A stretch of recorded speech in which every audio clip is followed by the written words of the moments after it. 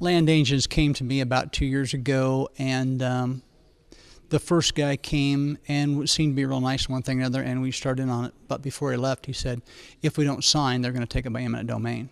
We didn't want it at all, but we just kind of did it in the end because we knew what would happen if we didn't. Their message to you was, if you sign now, this is how much money you get. If you try to fight us and we actually get a corporate eminent domain to take your land, we'll offer you peanuts. Yeah. Did you feel coerced into signing? Yes, because then I was going to have to go to court on that deal, and then I figured I'd get less money. Nearly everybody in Iowa is opposed to them using eminent domain to build this pipeline. It's never been done. Anytime eminent domain's been used, it's been for a true public purpose. And even though the company argues, well, we're a public utility, we're providing you with gasoline, people aren't buying that. So tell us what eminent domain means for someone who hadn't heard it before. Well, eminent domain is the power of the government to come in and take land for, historically, for a public purpose. Now,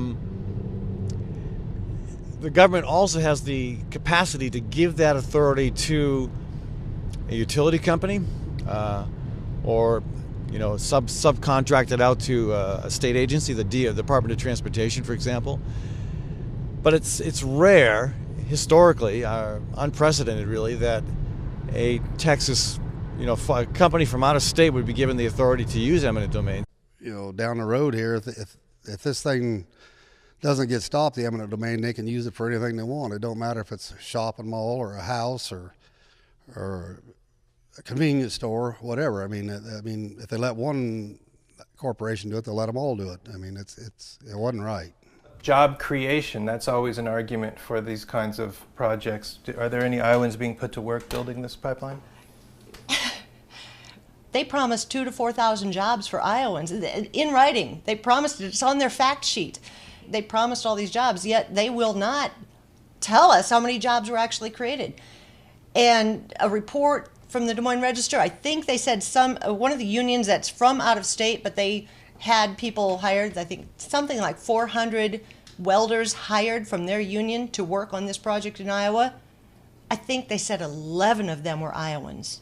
11. There's been very few Iowa jobs. They brought in most of this labor from elsewhere. Well, Iowa jobs for maybe the hotel workers who clean their rooms? Yeah, maybe jobs for gas stations and diners and restaurants. Well, I was around a lot, and I can honestly say I only found one person from Iowa working on the pipeline, and he was a flagger. But other than that, I never run into one person from Iowa as far as being a union member that run a piece of construction equipment or what have you. They do so without the government having any kind of check and balance? Well, it's a token check and balance. There's a permit that has been granted to Dakota Access by the Iowa Utilities Board. That permit gives them the right to use eminent domain, but it also stipulates a lot of conditions. For example, one condition is they aren't supposed to turn topsoil in wet conditions. Now, our topsoil is what makes this state rich and beautiful and incredible. When you take topsoil and you turn it when it's wet, you basically create rock. It's like clods of dirt that are so hard and unmanageable that it's ruined for years. We had a lot of difficulties with the way the agreements were and what they actually ended up doing going through our properties. As far as what happened, what they agreed to do and what they did do was totally different. The rules changed as we went. We signed litigation papers as far as what the amount of topsoil, what we wanted pushed back. We wanted anywhere from 2 to 4 feet pushed back, or the color change of the soil. They come in, they pushed off 8 to 12 inches, and then they said that was all the topsoil we had. Well, we've got black dirt 4 feet deep, and they hired what they called a soil scientist to come in. And it was one man's theory that when they probe the ground, they come to the first speck of clay, that is the end of your topsoil, even though you do have 2 to 4 feet of topsoil in our area here. This one man decided on that. And we had inspectors that the county hired, which was reimbursed by Dakota Access. The money all led back to Dakota Access. There was one soil scientist who went out to visit one of these farms, and he said, yeah, your soil is shot for at least 9 years. It won't recover for 9 years. And the pipeline company's not reimbursing farmers for lost crops for 9 years. They're violating terms of the permit.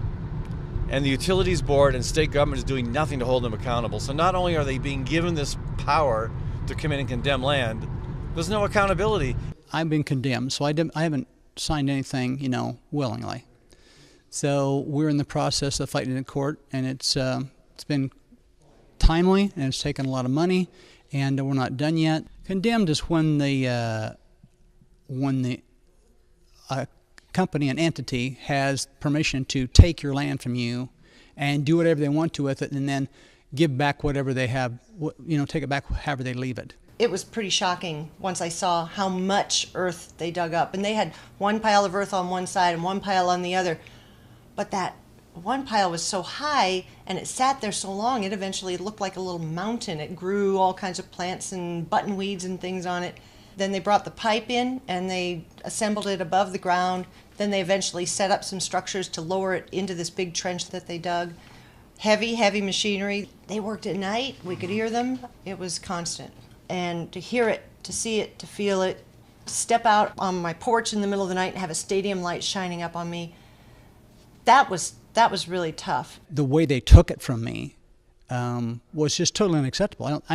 If you have property in the state of Iowa, you could be next. See, Iowa's laid out like a grid, and this pipeline cuts diagonally across the grid. Think about what that means. It means every single parcel of land gets cut at the worst possible angle. You can't follow the fence line. Are you aware that the company that owns the Dakota Access Pipeline has a board member that's now going to be the Secretary of Energy? No, I wasn't aware of that. Yeah, it's the state officials that were actually bought out. Governor Branstad being the prime, I'm going to say it, crook in this matter. This is ridiculous that Governor Branstad is backing this pipeline because he's been against big oil, trying to ruin our ethanol industry, and he's been a big champion of controlling eminent domain so it doesn't get abused. And suddenly he's doing what big oil wants, and he's okay with eminent domain? What's wrong with that picture? They told each of you that the other had signed? Yeah. Oh my God. They sent him the money, and then I was wondering what was going on, so I called my brother, and he said he already signed and had his money already, and I didn't.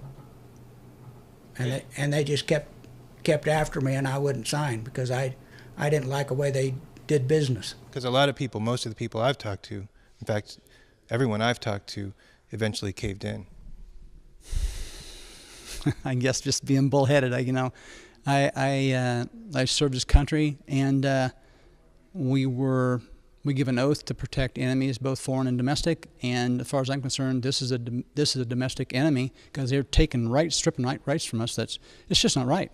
Like I say, I've got a book of violations there, and nobody wanted to admit what was going on. I mean, they just pushed and they did what they wanted, and it's just like they didn't have to answer to anybody. But it got out of hand is what happened. So. Did you ever ask yourself, the amount of money I turned down, how does that compare to the stand I'm taking and the principle that I'm upholding?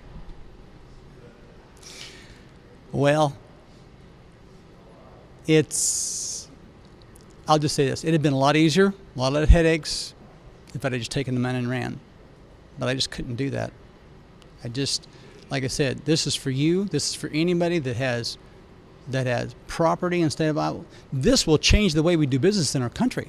It just wasn't right, that a private company could go across, 12 or 1,300 miles and do what they did. It just wasn't right.